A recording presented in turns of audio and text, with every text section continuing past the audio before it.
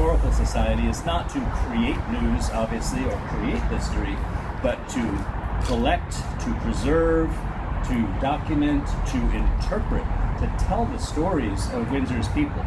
And this resolution that was passed on June 15th is historic, but it's also a really important story for our town. So on June 15th, as those of you that were in council chambers know, the town council voted unanimously to declare racism a public health crisis.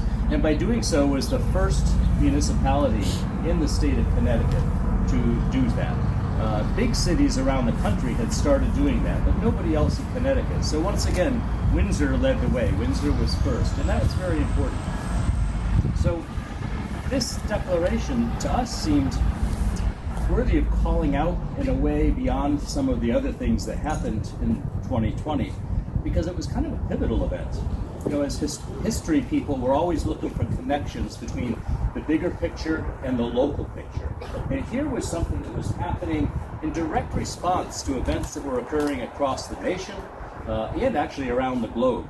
And while this declaration may have occurred at some future point, the timing was directly related to the brutal murder of George Floyd and all the events that took place after that. So we tried to capture that pivotal moment in this exhibit panel. It's also pivotal because it may serve as a catalyst to future action. So it's a moment in time where all this stuff is happening around us and in our community, and it may lead to something even greater. So it was really important to us to capture not just the event, but capture it in the words and images of the people who were actually there causing the event to happen. So we have the words of Councilor Nushette Black-Burke, we have images provided by the Human Relations Commission, Judge Washington, as well as by many others that were there. And we have the words of the resolution itself. And we felt that was really important to include, because much like the Declaration of Independence or reading parts of the Constitution, it inspires us to be better citizens. Reading this will inspire people. It will remind them also of the commitment that they made and that they have to live up to as they read those words and remember why they did this and why this was done in their community. So it's very, very important. So we hope that this version, we have one copy already installed at Windsor Historical Society. This version is for the Town of Windsor to put in any place you feel appropriate, and it may move around. That's up to you. We hope people will see it, will learn from it, will be inspired, and also understand the commitment that it implies to address this public health crisis.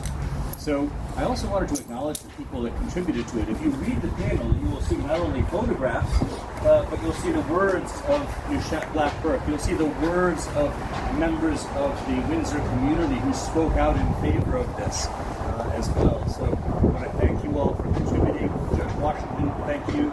The Town Manager's Office for providing the text, for providing us access to transcripts of Town Council meetings so that we could pull out those important words.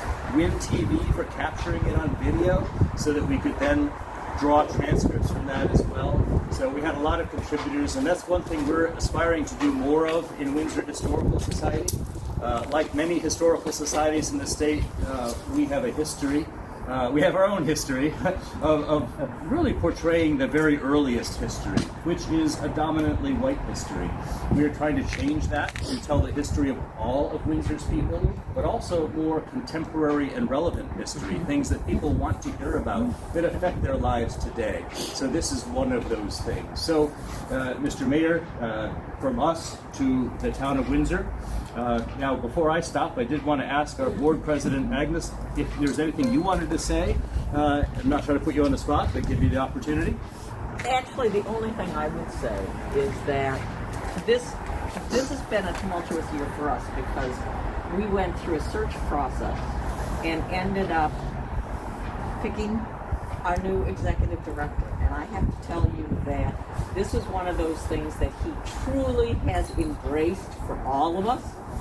And from my standpoint, he is one of the linchpins and the leading member to make us all walk the talk. And I am forever grateful Doug Shipman, our new executive director. Likewise, this is not about me. This is I know it's not about you. It has nothing to do, but that's Let's part of quickly it. change the subject to Mr. Mayor, if you have anything you'd like to say as I pass the football to you. Thank you so much, sir. As I said, when Doug sent the copy of this, I think all I said was, Doug, it's beautiful. And the judge kindly chimed in and said, yeah, what he said. So this is so Windsor. And I think you just captured it so perfectly with the photographs and of course the shed. Come on, you were amazing that day. That's not the first church, Nicole. This is so Windsor, and the words and the pictures. But let's hope, and you said it best, that at least in Windsor, this will be the catalyst for change. And maybe 20, 30, 50 years, somebody will look back at this and say, wow, why did they have to do that? Because we will have affected that change that we're hoping for. So everybody involved, thank you so much, Doug. You guys nailed it. It's beautiful. It just captures the way that I hope you intended it to be. And I mean, I can't critique this with anything other than it's beautiful. Congratulations, you nailed it. You as a convert to Windsor that you are, I think you know a native here couldn't have done it better. So congratulations to you and the whole Historical Society. Everything that's done at the Historical Society is a team effort. We've got the team holding the thing down so the windows don't float away. Sue did the fabulous graphics, and all of us were involved in the research and collection of all the materials. So. And you said very appropriate that you're up there. You were the point person for this. You're the most articulate, and you're the one that actually made a lot of us that have lived in town and said, what? There's nothing wrong here. But you made us think about it and realize that it is out there, and we need to continually move forward and change. So we appreciate that. And I know your fellow council people. Hey, we can barely get a 9-0 vote to adjourn the meeting.